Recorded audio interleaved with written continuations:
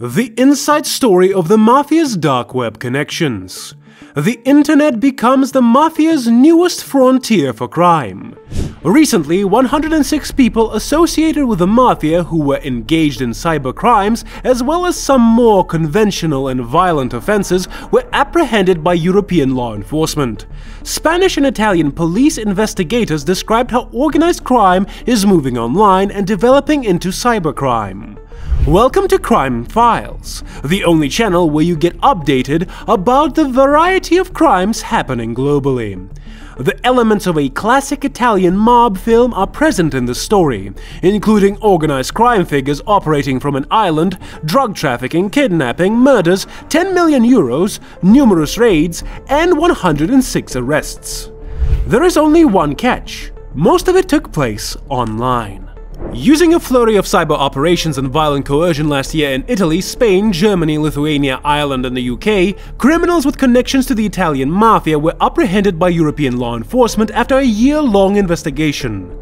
Some of the people are allegedly connected to the Casamanica clan, a violent criminal organization with roots in Rome and a reputation for drug trafficking that was identified as the Mafia earlier this week by Spanish police who worked on the takedown operation. According to the authorities, the suspects are also connected to the Nuvoglietta, Scara Crona Unita, and Camorra Napolienta clans.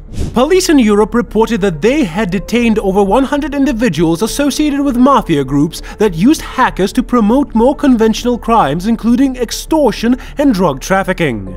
The Polizia Nacional of Spain oversaw the operation with the assistance from the Polizia di Stato of Italy and Europol. According to the authorities, organized crime gangs engaged hackers who sent malware to the victims and used phishing, social engineering tactics, and SIM swapping, in addition to other hacking techniques, to access victims' bank accounts and take their money. This operation reveals a new pattern. Traditional crime organizations like the Italian Mafia and Camorra are now engaging in cybercrime to supplement their traditional offline operations. According to the Italian and Spanish police investigators involved in the crackdown who spoke with Motherboard, "We have always thought that the Mafia is violent, that it does beatdowns and homicides. In other words, traditional crimes." Beatriz Gomez Hermosilia, the head of the group that investigates fraud in the cybercrime unit of Spain Polizia Nacional, told Motherboard in a phone call, "Now they are transforming towards the digital world. They are using hackers within their organization." Gomez Hermosilia claimed that during the police investigation into a reported organized crime ring in Tenerife, one of Spain's Canary Islands, they discovered that the offenders were utilizing phishing to access victims' bank accounts and duping them into disclosing their passwords. She claimed, "We had never seen the Mafia concentrating on these cybercrimes. It's obvious they're changing to fit the digital age." She stated that, as of right now, they have detained 3 individuals who they suspect were acting as hackers for the organized crime ring. She said that because the alleged offenders were switching SIM cards every 2 to 3 days and moving about, they put many phones under surveillance. She continued by saying that the detectives also utilized standard monitoring methods and that they had hacked the suspects' phones in order to install surveillance software. According to Ivano Gabrielli, the vice director of the Postal and Communication Police, a division of the Italian state police that looks into cybercrime, the organized criminal ring discovered in Tenerife was run by wanted individuals from mafia rings in Italy. According to Gabrielli, the Italian authorities are still seeking additional hackers connected to the group. The anonymity of cybercrime is an attractive feature, just as your anonymous support motivates us to do more videos. Subscribe to Crime Files for more interesting videos like this. According to reports, the thieves worked together with computer specialists to send spear phishing emails that convince victims to transfer funds to bank accounts. According to the Spanish authorities, after the mobsters obtained the illicit riches, they used front companies, money mule services, and cryptocurrency assets to launder the money. According to a statement from Europol, this large criminal network was very well organized in a pyramid structure which included different specialized areas and roles. The gangsters and their associates also engaged in vishing or voice phishing, a method of deceiving victims into divulging personal information like password or credit card numbers over the phone. Additionally, they employed SIM swapping tactics in which thieves persuaded phone companies to switch the phone numbers of their victims to another device so they could access accounts. During the raid, codenamed Fontana Almabahia by law enforcement, Europol and the Italian and Spanish national police forces searched 16 homes, froze 118 bank accounts, and made a total of 106 arrests.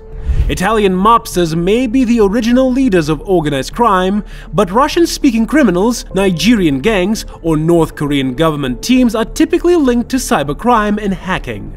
The arrested people were charged with a variety of classic and horrific crimes, including kidnapping, assault, coercion, robbery with force, illegal possession of firearms, and 2 instances of homicide, in addition to these more recent technological offenses.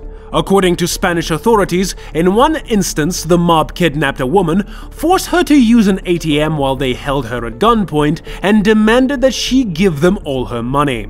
According to Federico Verace, a professor of criminology at the University of Oxford, these types of crossovers between cybercrimes and actual law-breaking are more frequent than one might imagine.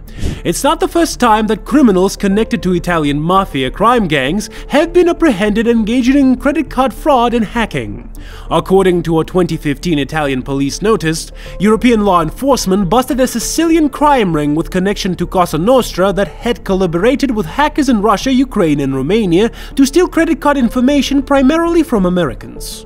'Ndrangheta, one of the most influential Italian organized crime families in Europe, has connections to eServe, a company that produced spyware that was intended to target and monitor criminal suspects' communications, but was instead misused to monitor the encrypted chats, microphones, and cameras of uninvolved Italians.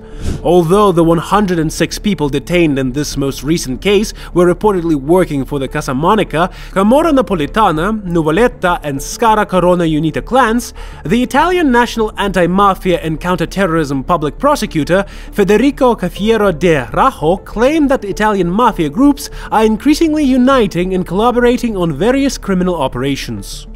According to a report published by Italy's Anti-Mafia Directorate, these members of organized crime have turned more frequently to cybercrime, cryptocurrencies, and the dark web as a means of avoiding detection. Italian organized crime syndicates are not abandoning their previous violent practices despite their current seemingly readiness to dabble in organized cybercrime.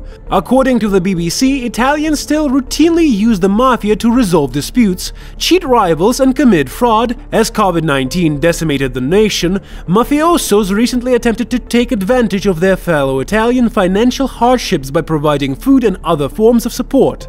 They likely did this in an effort to encourage future favors and create entire communities of indebted neighbors.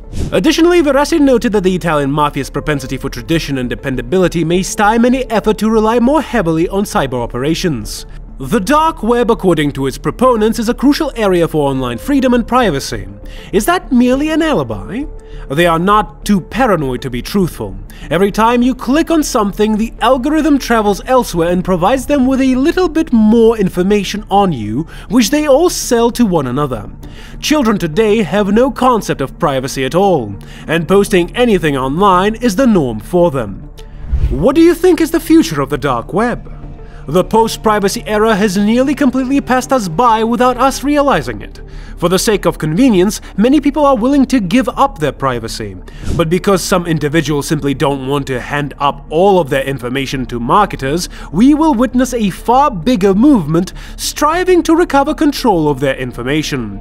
Tech will become more interwoven with privacy solutions like those offered by dark web, so that we may choose how much privacy we are willing to give up. What are your views on the dark web? Let us know in the comment section down below. Also subscribe to Crime Files for more interesting videos like this. Also check out our other videos on this channel.